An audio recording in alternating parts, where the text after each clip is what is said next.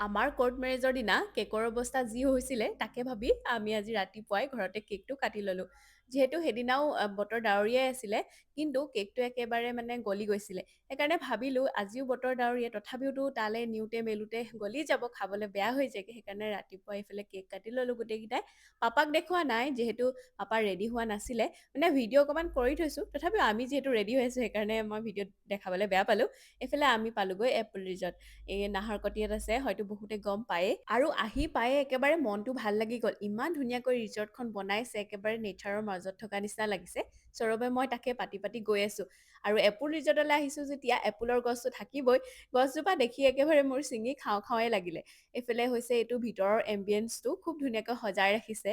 এয়া আমি যিহেতু ঘৰত অকল কেকে খাই আহিছিলোঁ, সেইকাৰণে ভোক লাগি আছিলে, সেইকাৰণে আমি চিধা লাঞ্চে কৰিলোঁ। তাৰ পিছতহে বাকীবোৰ ফুৰিম। যিহেতু গোটেইকেইটাৰে ভোক লাগি আছিলে, সেইকাৰণে আমি বেলেগ একো অৰ্ডাৰ কৰা নাই। চিধা আমি থালি অৰ্ডাৰ কৰিলোঁ, লগত আছে পৰ্ক আৰু চিকেন ড্ৰাই ফ্ৰাই। নতুন হৈ আছে কাৰণে নে কি নাজানো, প্ৰাইচবোৰো এফৰ্ডেবল আৰু খাবলৈও টেষ্টি আছিলে। খাই বৈ চিধা আমি বাহিৰলৈ ওলাই আহিলোঁ, কিন্তু বৰষুণ দি আছে কিনকিনীয়া।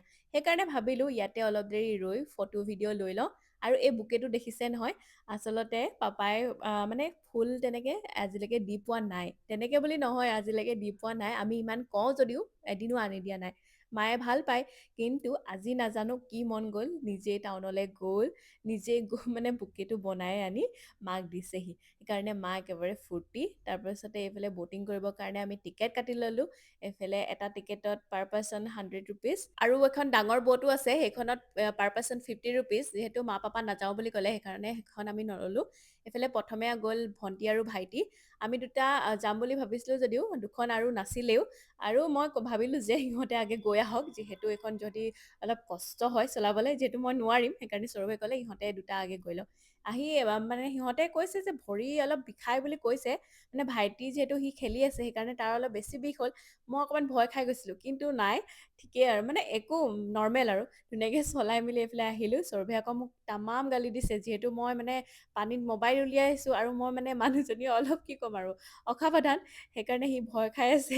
মাহঁতেও মানে এইফালৰ পৰা চাই ভিডিঅ' কৰি আছে আমাক। আৰু অকণমান ভয়ো কৰে, যিহেতু মোৰ ভৰিটো অকণমান ইনজুৰি হৈ থকাৰ পৰা মানে অকণমান ভয় কৰে ঘৰত। এইফালে আমি আহিলোঁ ঝুলনা ঝুলিবলৈ বুলি। আৰু জানেনে ইমান ধুনীয়াকৈ চাপৰতে আম লাগি আছে, নুনি লাগি আছে। নুনিকেইটা দেখি খাওঁ খাওঁৱে লাগিছিলে, ছিঙিম বুলি ভাবিছিলোঁ, কিন্তু 200 ৰুপিজ মানে ছিঙিলে মানে দিব লাগিব, সেইকাৰণে নিছিঙিলোঁ আৰু। ইফালে ৰাতি হৈ গ'লগৈ। ৰাতি হ'লে আৰু বেছি ধুনীয়া লাগে, যিহেতু গোটেইকেইটা লাইট জ্বলি যায়। আৰু দেখিছে নহয় দলংখন ইমান ধুনীয়া লাগিছে ৰাতি হওঁতে ন।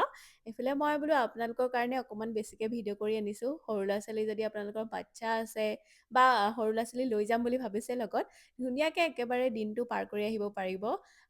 এইফালে দেখিছে নহয় পাৰ্কৰ নিচিনাও আছে, ধুনীয়াকৈ খেলিব পাৰিব। আৰু আমিও আজি দিনটো খুব ধুনীয়াকৈ পাৰ কৰিলোঁ হাঁহি ফূৰ্তিৰে, ঘৰৰ মানুহকেইটাই টাইম স্পেণ্ড কৰিলোঁ। এনেকুৱা সময়বোৰ আচলতে সদায় নাপাওঁ, যেতিয়াই পাওঁ খুব ধুনীয়াকৈ এনজয় কৰোঁ গোটেইকেইটাই। আৰু আচলতে দিনবোৰ গৈ আছে, এনেকুৱা সময় জানো আকৌ ঘূৰি আহিব। মানে মাৰ বাৰ্থডে বুলি আহিম, কিন্তু হয়তো মানে এই সময়খিনি আকৌ ঘূৰাই নাপাম। গতিকে যেতিয়াই পাওঁ খুব ফূৰ্তি কৰোঁ। এয়া আমি সোমালোহি ৰাজগড়। আগতে যিহেতু মাৰ্ঘেৰিটালৈ যাওঁ পেহীৰ ঘৰলৈ, তেতিয়া এইখনত খাওঁ, কিন্তু আগৰ সেই সোৱাদ নাই। বাৰু আজিলৈ আহিছোঁ।